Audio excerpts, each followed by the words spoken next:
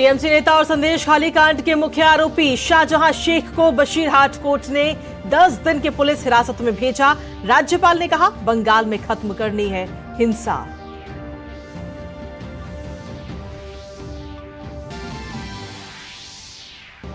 हिमाचल प्रदेश में कांग्रेस के 6 विधायकों की सदस्यता रद्द। विधानसभा अध्यक्ष ने सभी विधायकों को अयोग्य करार दिया। सभी 6 विधायक कांग्रेस पार्टी से हुए निष्कासित।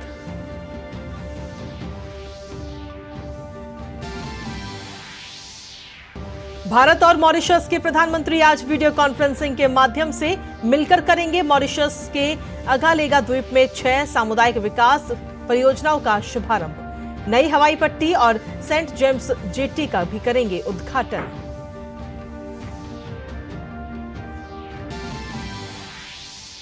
पीएम मोदी आज मध्य प्रदेश को देंगे 17,000 करोड़ रुपए से ज्यादा की विकास प्रोजेक्ट की सौगात।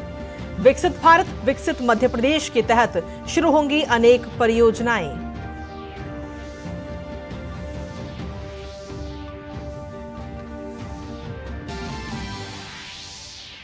मध्य प्रदेश के ढिंडौरी में सड़क दुर्घटना में 14 लोगों की मौत, करीब 20 घायल। मुख्यमंत्री ने पीड़ित परिवारों के लिए आर्थिक मदद का किया ऐलान। राष्ट्रपति, उपराष्ट्रपति और पीएम मोदी ने भी जताया दुख।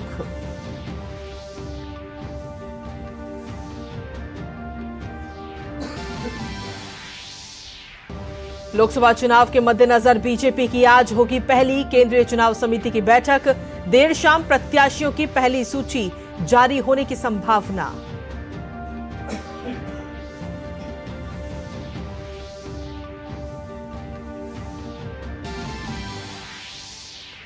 और यूएन में भारत ने पाकिस्तान और तुर्की दोनों को लगाई फटकार। कहा, कश्मीर मामले में दखल बर्दाश्त नहीं। तुर्की ने पाकिस्तान का किया था समर्थन। नमस्कार, स्वागत है आप सभी का। दूरदर्शन समाचार आप देख रहे हैं। देश दुनिया की ताजा तरीन खबरों को लेकर हाजिर हूं मैं कृतिका और बुलेटिन की शुरुआत करते हैं। टीएमसी नेता और संदेश खाली कांड के मुख्य आरोपी शाहजहां शेख को 10 दिन की पुलिस हिरासत में भेजा गया है। शाहजहां शेख को कल रात उत्तर 24 परगना के मिनांखान इलाके से गिरफ्तार किया गया था। गिरफ्तारी के बाद अब आज उसे बशीरहाट कोर्ट में पेश किया गया, जहां कोर्ट में पुलिस ने 14 दिन की हिरासत की मांग की थी, लेकिन कोर्ट ने पुलिस को 10 दिन की रिमांड दी है। तो शाहजहां शेख को 10 दिन की पुलिस हिरासत में इस वक्त कोर्ट की तरफ से भेजा गया है। बीती कल रात उसे गिरफ्तार किया गया था। आपको बता दें कि 55 दिनों से लगातार फरार चल रहा था शाहजहां शेख, और कोर्ट ने फटकार लगाई थी कि सीबीआई या ईडी या फिर पुलिस जाकर उसे जल्द से जल्द गिरफ्तार करे, कोई भी टीम पहुंचे और उसे गिरफ्तार करे, जिसके बाद में पश्चिम बंगाल की पुलिस ने उसे गिरफ्तार किया।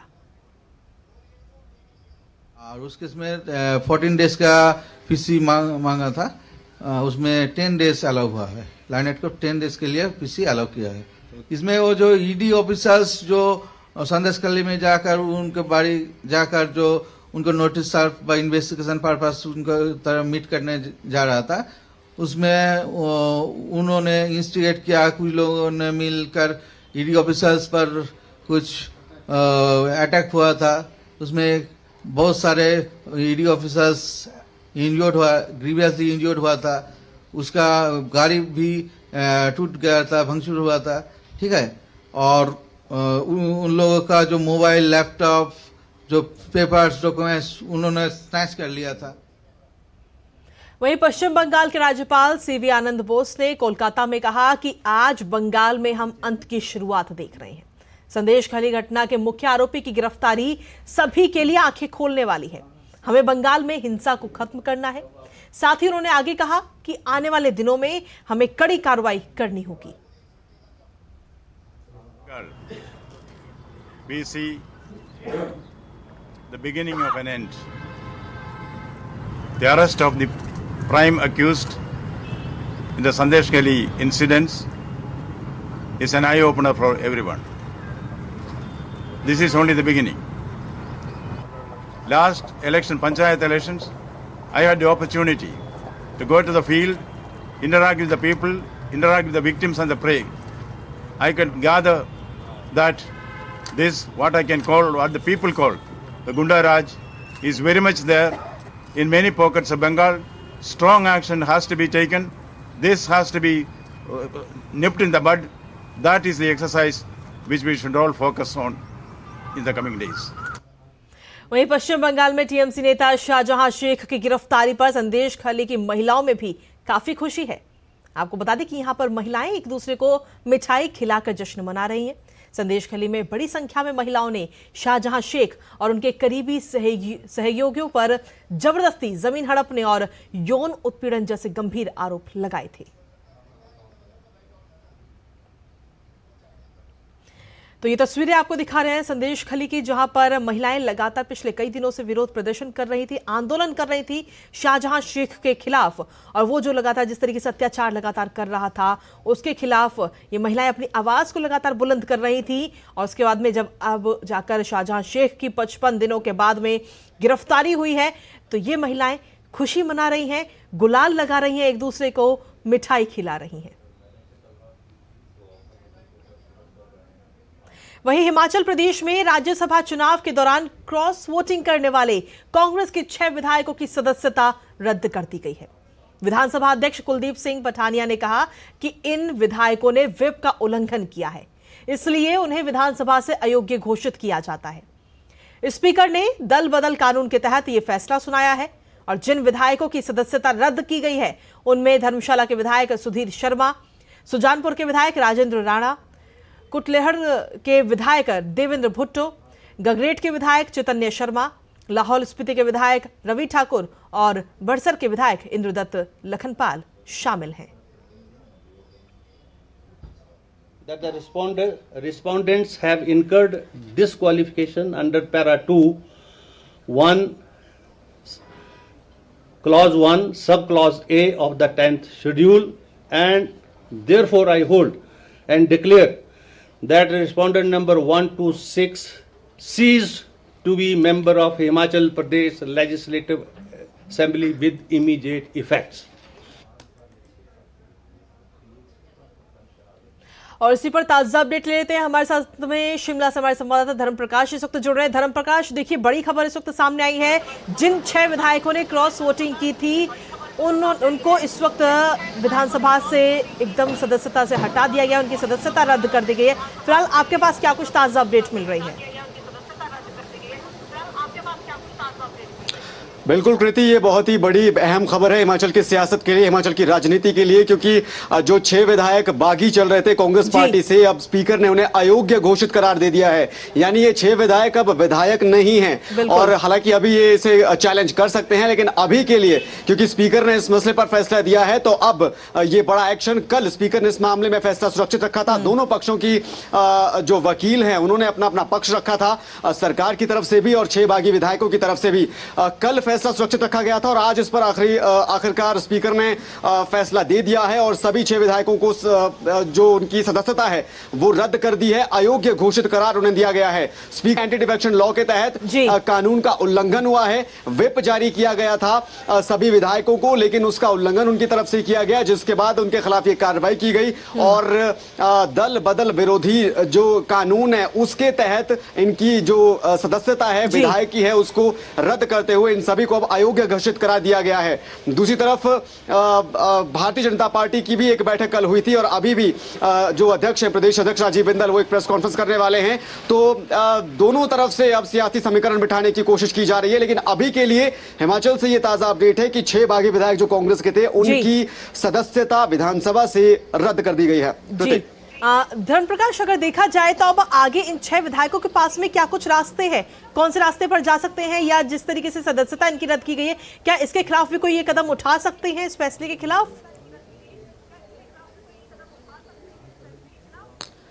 बिल्कुल, ये इसे चैलेंज कर सकते हैं और कानूनी दांवपेच अब है, अब ये होने हैं। स्पीकर ने भी अपने फैसले में ये कहा है कि जो कानूनी रास्ता है वो इनके सामने खुला है, अब इसे ये चैलेंज कर सकते हैं और चैलेंज करने के बाद अब कोर्ट से इस पर क्या डिसीजन आता है वो बात की बात है। लेकिन क्योंकि विधानसभा का मसला है, विधानसभा के अंदर का मसला है, तो उसके तहत स्पीकर, क्योंकि इस तरह के मसलों में विधानसभा के अंदर की कार्रवाई में सुप्रीम लीडर होता है जिसकी अध्यक्षता में इस तरह के मसलों की सुनवाई होती है।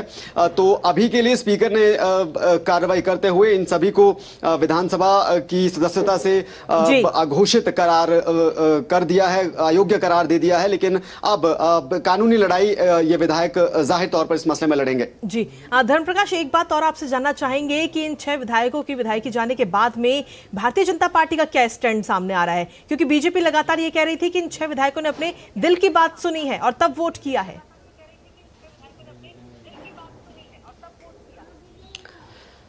बिल्कुल, दिल की बात जरूर सुनी थी। राज्यसभा में जो क्रॉस वोटिंग हुई थी वो उसी दिल की बात थी, उसी दिल का फैसला था। लेकिन क्रॉस वोटिंग के बाद सभी के 6 विधायक लापता हो गए थे। साथ में 3 निर्दलीय विधायक भी बताए जा रहे थे और कल शाम तक माना जा रहा था कि पंचकुला में ये विधायक थे। अभी भी ये माना जा रहा है कि वहीं पर ये सभी विधायक हैं। उनकी तरफ से स्पीकर के सामने उनके वकील पेश हुए थे। लेकिन बीजेपी का जहां तक सवाल है तो बीजेपी विधायक दल की बैठक कल शाम भी हुई थी और आज भी हुई है। और अभी स्पीकर का जो फैसला आया है उस पर प्रदेश अध्यक्ष राजीव बिंदल प्रतिक्रिया देंगे। बीजेपी की ऑफिशियल जो रिएक्शन है वो अभी आना इस पर बाकी है। अब से कुछ ही देर बाद एक press conference Bharatiya Janata party की तरफ से की जाने वाली है और उसमें राजीव बिंदल ये साफ करेंगे कि बीजेपी क्या स्टैंड लेकर चल रही है। क्योंकि जहां तक बजट सत्र की बात है तो बजट पहले बीजेपी की कोशिश ये थी कि बजट पारित ही ना हो पाए, क्योंकि 6 विधायक जब कांग्रेस का पाला छोड़कर चले गए थे तो कांग्रेस के पास, सरकार के पास बहुमत की कमी एक तरह से हो गई थी विधानसभा के अंदर। और अगर बजट पारित करवाने में सरकार नाकाम रहती तो उसे अविश्वास प्रस्ताव माना जाता और अविश्वास प्रस्ताव का मतलब यह है कि सरकार गिर जाती। उससे बचने के लिए जाहिर तौर पर कूटनीतिक रणनीति वहां पर अख्तियार की गई थी।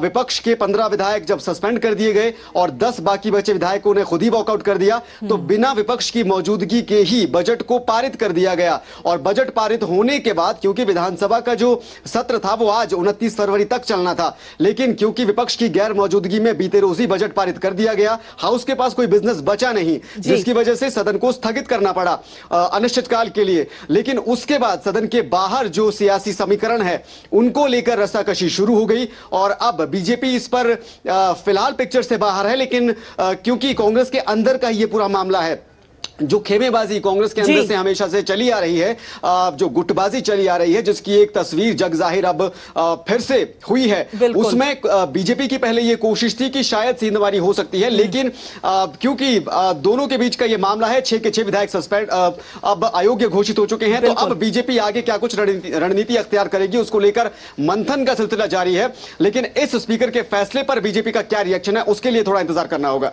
इसी के साथ बहुत बहुत शुक्रिया धर्मप्रकाश, तमाम जानकारी और अपडेट्स हमारे दर्शकों तक पहुंचाने के लिए। तो सीधे तौर पर इस पर भी नजर हमारी लगातार बनी रहेगी, लेकिन फिलहाल बुलेटिन में वक्त एक छोटे से ब्रेक का हो गया है। आप बने रहिए डीडी न्यूज के साथ। टेक स्टार्टअप सॉलिड था, प्लान था कड़क, करना था समथिंग ग्रेट, पर शुरू से प्रॉब्लम्स दे घेरा यूं कि बिजनेस हुआ अपना लंबेट। बिजनेस गुरु की जरूरत थी खास, सीधे गए SBI स्टार्टअप ब्रांच पे तो खुल गया success. Startup advisory and support SBI startup branch पे। और ब्रेक के बाद एक बार फिर से स्वागत है आप सभी का। खबरों में बढ़ते हैं आगे, जहां आपको बता दें कि भारत ने कश्मीर के मामले में पाकिस्तान और तुर्की को एक साथ संयुक्त राष्ट्र के मंच पर कड़ी फटकार लगाई है। भारत ने कश्मीर पर तुर्की और पाकिस्तान के हालिया बयानों का करारा जवाब दिया। भारत ने दोनों देशों को कहा कि यह जम्मू कश्मीर भारत का अंदरूनी मामला है और इसमें किसी भी देश को दखल नहीं करना चाहिए। भारत की प्रथम सचिव अनुपमा सिंह ने कहा कि हमें कश्मीर मामले पर तुर्की द्वारा की गई टिप्पणी पर खेद है। हम उम्मीद करते हैं कि तुर्की भविष्य में हमारे आंतरिक मामलों पर टिप्पणी करने से बचेगा। वहीं भारत ने पाकिस्तान को भी लताड़ा और कहा कि भारत के खिलाफ झूठे आरोप लगाने के लिए काउंसिल के मंच का दुरुपयोग करना बेहद दुर्भाग्यपूर्ण है। और चलिए अगली खबर, जहां आपको बता दें कि सुप्रीम कोर्ट की संविधान पीठ ने सुप्रीम कोर्ट के 3 जजों की बेंच के 2018 के फैसले को पलटा, जिसमें कहा गया था कि अदालतों में लंबित मुकदमे पर हाई कोर्ट या निचली अदालत से लगाई गई अंतरिम रोक 6 महीने के बाद अपने आप हट जाएगी। संविधान पीठ ने कहा कि संवैधानिक कोर्ट को निचली अदालतों में लंबित मुकदमों के निपटारे के लिए समय सीमा निर्धारित नहीं करनी चाहिए। निचली अदालत के जज स्थानीय जमीनी हकीकत को कहीं ज्यादा बेहतर समझते हैं, इसलिए बेहतर होगा कि ये उन पर छोड़ दिया जाए कि वो किस मुकदमे के निपटारे को प्राथमिकता दें। बेहद असाधारण परिस्थितियों में ही संवैधानिक कोर्ट को निचली अदालत में लंबित मुकदमों की समय सीमा तय करनी चाहिए। और अब बात एक दुख भरी खबर की भी कर लेते हैं, जहां आपको बता दें कि मध्य प्रदेश की डिंडोरी में एक पिकअप वाहन के पलटने से 14 लोगों की मौत हो गई। इस हादसे में करीब 20 लोग घायल भी बताए जा रहे हैं और सभी घायलों को सामुदायिक स्वास्थ्य केंद्र शहपुरा में भर्ती कराया गया है। हादसे के शिकार लोग एक गोद भराई कार्यक्रम में शामिल होने के बाद वापस लौट रहे थे। बता दें कि यह हादसा बिछिया थाना क्षेत्र में आज तड़के करीब 3 से 4 बजे के बीच हुआ है।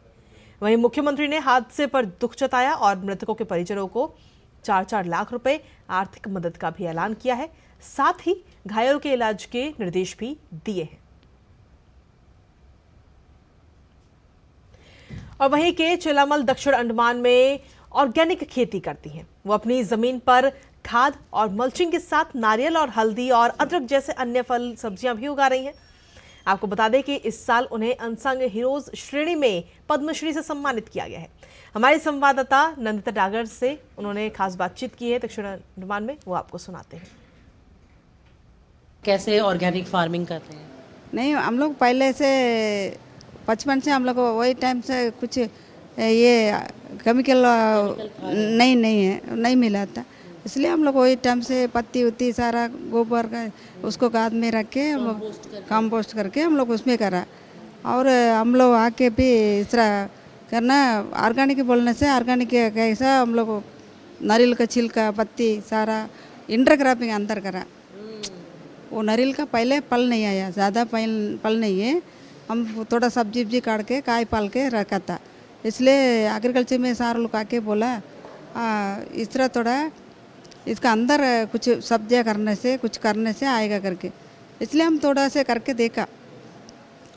पर अंदर परमानेंट अंदर करा था, नारियल का अंदर इंटरक्रॉपिंग करा, वो कुछ आल चलाया, कुछ सब्जी काटा, अदरक हल्दी सब काटने के बाद तो थोड़ा अच्छा आया। आने के बाद हम लोग को बोलता मल्चिंग करने से उसमें क्या करता, धूप काल में मट्टी सूखता नहीं, नमी मिलता था।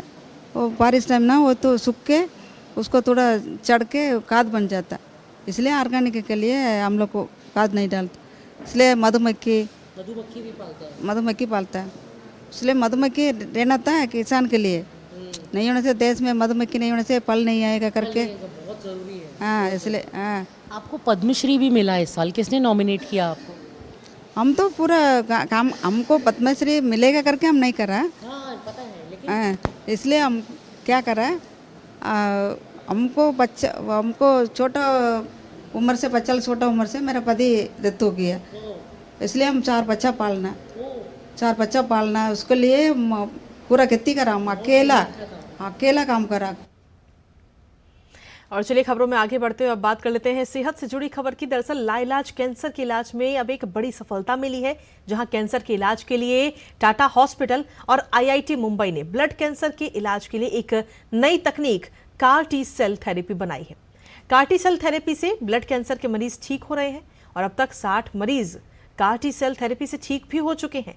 इससे भारत में कैंसर का इलाज भी अब आगे आने वाले समय में सस्ता हो जाएगा और इस तकनीक के जरिए भारत में 40 लाख रुपए में इलाज हो रहा है, जबकि अमेरिका में इस तकनीक से इलाज कराने पर 4 करोड़ रुपए खर्च होते हैं। पूरी तरह से स्वदेशी तकनीक के जरिए हमारे देश के वैज्ञानिकों ने इस थेरेपी को विकसित किया है। अक्टूबर 2023 में CDSCO की मंजूरी मिली है। अभी देश के 30 से अधिक अस्पतालों में इस तकनीक के जरिए इलाज किया जा रहा है। कार्टी सेल थेरेपी में इम्यून सेल के जरिए ब्लड कैंसर का इलाज होता है। माइक्रोसॉफ्ट के सह संस्थापक बिल गेट्स ने भी अपने भारत के दौरे के दौरान कार्टी सेल थेरेपी के बारे में जानकारी ली। कार्टी सेल थेरेपी बेसिकली एक थेरेपी जिसको हम इम्यूनोथेरेपी बोलते हैं, जिसमें बॉडी की आप इम्यूनिटी जो है उसको आप यूज़ करते हो और उससे आप कैंसर सेल को किल करने की कोशिश करते हो। तो इसमें हम क्या करते हैं कि बॉडी के इम्यून सेल्स को बाहर निकालते हैं, जैसे ब्लड डोनेशन करते हो वैसे प्रक्रिया से उसको लैब में ले जाते हैं, वहाँ पे उसका जेनेटिक इंजीनियरिंग करते हैं और जेनेटिक इंजीनियरिंग के बाद वो सेल्स में क्षमता बन जाती है कि वो कैंसर सेल्स को जो है किल कर सकते हैं। तो उन सेल्स को वापस पेशेंट में भेजा जाता है और उसके बाद वो पेशेंट्स को एज अ थेरेपी जैसा मिल जाता है। और चलिए खबरों में आगे बढ़ेंगे, जहां भारतीय जनता पार्टी के केंद्रीय चुनाव समिति की आज शाम को अहम बैठक होने जा रही है। इस बैठक में पार्टी के केंद्रीय चुनाव समिति के सदस्य शामिल होंगे। बैठक में बीजेपी आगामी लोकसभा चुनाव के लिए उम्मीदवारों के नाम पर विचार करेगी। लोकसभा चुनाव के उम्मीदवारों के नाम पर विचार के लिए भारतीय जनता पार्टी के चुनाव समिति की ये पहली और अहम बैठक है। पार्टी के कई राज्यों में प्रदेश चुनाव समिति की बैठक में उम्मीदवारों के नाम पर पहले ही हालांकि मंथन हो चुका है और माना जा रहा है कि आज की बैठक के बाद भारतीय जनता पार्टी जल्द ही कई राज्यों में लोकसभा उम्मीदवारों के नामों का भी ऐलान कर सकती है। वहीं रूस ने पूर्वी यूक्रेन के शहर पोक्रोवस्क पर 4 मिसाइलों के जरिए हमला किया। किसी के हताहत होने की हालांकि कोई सूचना नहीं है। वीडियो के साथ दिए गए पुलिस बयान के अनुसार 2 मिसाइलें विश्वविद्यालय पर गिरी और 2 अन्य मिसाइलें स्कूल पर गिरी। रूस के राष्ट्रपति व्लादिमीर पुतिन का कहना है कि रूसी सेना यूक्रेन में और आगे बढ़ेगी। वहीं अब बात ईरान की करते हैं, जहां 1 मार्च को संसदीय चुनाव होने हैं। आधिकारिक आंकड़ों के मुताबिक मतदान के लिए 15,000 से ज्यादा उम्मीदवार चुनावी मैदान में हैं। ईरान में गार्जियन काउंसिल के प्रवक्ता हादी ताहान नाजिफ ने कहा कि लगभग 20,000 उम्मीदवारों ने पंजीकरण कराया था, जिनमें से लगभग 5,000 अयोग्य या प्रमाणिक नहीं थे। ईरान में संसदीय चुनावों की तैयारी के बीच तेहरान में प्रचार पोस्टर और बैनर भी नजर आने लगे हैं। वहीं मध्य अमेरिकी देश होंडुरास के पश्चिमी क्षेत्र में 2 बसों के बीच हुई टक्कर में 17 लोगों की मौत हो गई। होंडुरास के राष्ट्रपति शियोमारा कास्त्रो ने पीड़ितों के परिवार के प्रति संवेदनाएं भी व्यक्त की हैं। इस हादसे में घायल हुए 14 लोगों को पास के सांता रोजा डे कोपन शहर के स्थानीय अस्पताल में इलाज के लिए भर्ती कराया गया। वहीं मृतकों में एक नाबालिग भी शामिल है। अमेरिका के टेक्सास पैनहैंडल के जंगलों में कल तड़के अचानक आग लग गई, जिससे हजारों लोग प्रभावित हुए, जबकि एक परमाणु हथियार इकाई को कुछ समय के लिए बंद भी करना पड़ा। लोगों को प्रभावित क्षेत्र छोड़कर सुरक्षित स्थान पर जाना पड़ा। इस क्षेत्र में बिजली आपूर्ति भी पूरी तरह से काट दी गई है, क्योंकि तेज हवाओं, सूखी घास और बेमौसम गर्म तापमान के चलते आग तेजी से फैल रही है। टेक्सास के गवर्नर ग्रेग एबॉट ने 60 काउंटी के लिए आपदा भी घोषित की है। स्मोक हाउस क्रीक में लगी आग प्रांत के इतिहास में दूसरी सबसे बड़ी जंगल की आग बन गई है।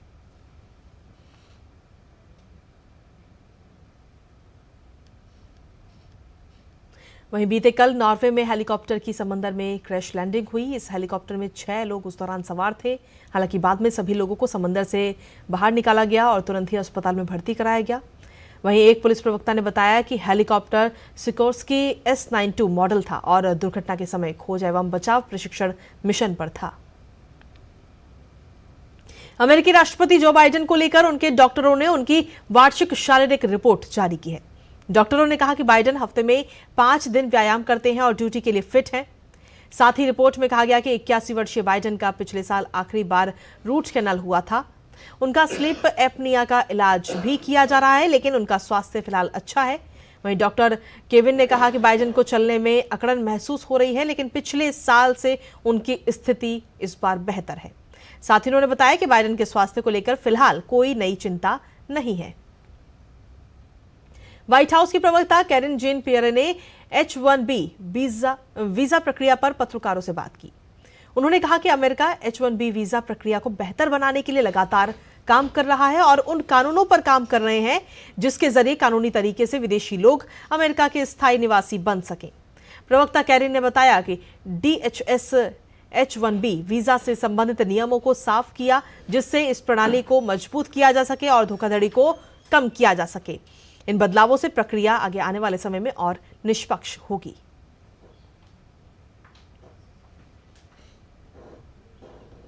वहीं व्हाइट हाउस की प्रवक्ता कैरिन जेन पियरे ने क्वाड संगठन के प्रगति पर भी बात की। उन्होंने बताया कि बीते 3 सालों में क्वाड के विकास को लेकर राष्ट्रपति जो बाइडेन गर्व महसूस करते हैं। प्रवक्ता कैरिन ने कहा कि 2024 में भारत की मेजबानी के तहत अमेरिका क्वाड की गति को जारी रखने की उम्मीद कर रहा है। अमेरिका का कहना है कि भारत, जापान और ऑस्ट्रेलिया सभी देश मिलकर समृद्ध और शांत इंडो पैसिफिक का सपना देखते हैं। अमेरिका क्वाड समूह को न केवल 2024 में प्रगति करते हुए देखना चाहता है, बल्कि उसके बाद भी उसके विकास के लिए काम करना चाहता है। वहीं व्हाइट हाउस की प्रवक्ता कैरिन जेन पियरे ने I2U2 के महत्व पर भी बात की। राष्ट्रपति जो बाइडेन इस समूह के 4 देशों के बीच नवीन, समावेशी और विज्ञान आधारित साझेदारी को बढ़ाना चाहते हैं। अमेरिका चाहता है कि I2U2 का भविष्य मजबूत हो। आपको बता दें कि I2U2 एक अंतर्राष्ट्रीय संगठन है जिसमें भारत, इजराइल, संयुक्त अरब अमीरात और अमेरिका शामिल हैं। और अब बात इटली की, जहां उत्तरी भाग मोंटेबेलो में बीते कल भारी बारिश के बाद बाढ़ की स्थिति बन गई है, जिसके बाद अग्निशमन कर्मी मौके पर पहुंचे। राहत की खबर है कि दर्जनों फंसे हुए लोगों की जान बच गई और वो सुरक्षित बाहर उनको निकाला गया। अग्निशमन कर्मियों ने एक बयान में बताया कि मोंटेबेलो में फंसे हुए 7 लोगों को हवाई रास्ते से सुरक्षित निकाला गया। बाकी फंसे हुए 147 लोगों के लिए बचाव अभियान लगातार जारी है। अंतर्राष्ट्रीय आपराधिक न्यायालय ने युगांडा पीड़ितों के लिए $56 मिलियन मुआवजे का फैसला सुनाया है। अंतर्राष्ट्रीय आपराधिक न्यायालय के न्यायाधीशों ने एक क्षतिपूर्ति आदेश में यह फैसला सुनाया। न्यायाधीश ने कहा कि जिस मामले में जिन अपराधों के लिए ओंगवेन को दोषी ठहराया गया था, उनके पीड़ितों को मुआवजा प्रदान करने के लिए आवश्यक कुल राशि $56 मिलियन से ज्यादा होगी। बता दें कि ओंगवेन को बलात्कार, हत्या और बच्चे के अपहरण सहित युद्ध अपराधों और मानवता के खिलाफ अपराधों के 60 मामलों में 2021 में दोषी ठहराया गया और 25 साल जेल की सजा सुनाई गई। वो फिलहाल नॉर्वे में अपनी सजा काट रहा है। प्रसिद्ध कॉमेडियन रिचर्ड लुइस का 76 वर्ष की उम्र में दिल का दौरा पड़ने से निधन हो गया। उन्होंने पिछले साल ही खुलासा किया था कि वो पार्किंसंस रोग से ग्रस्त हैं। रिचर्ड लुइस और लैरी डेविड का हिट शो कर्ब योर इंथुजियाज्म 2 दशकों से भी अधिक तक HBO पर आया। ब्रुकलिन में जन्मे रिचर्ड लुइस ने अपने करियर की शुरुआत 1970 के दशक से की। उन्होंने नौकरी के साथ साथ स्टैंड अप कॉमेडी करना भी शुरू किया था। 1980 के दशक में ABC टीवी के comedy show anything but love में जैमी ली कर्टिस के साथ वो आते थे और इसी के साथ उन्होंने कई फिल्मों में भी काम किया है। और इसी के साथ फिलहाल मेरे साथ इस बुलेटिन में इतना ही। ब्रेक के उस पार देखिए हमारा खास कार्यक्रम एक्सप्रेस 100 सहयोगी संध्या शर्मा के साथ। नमस्कार।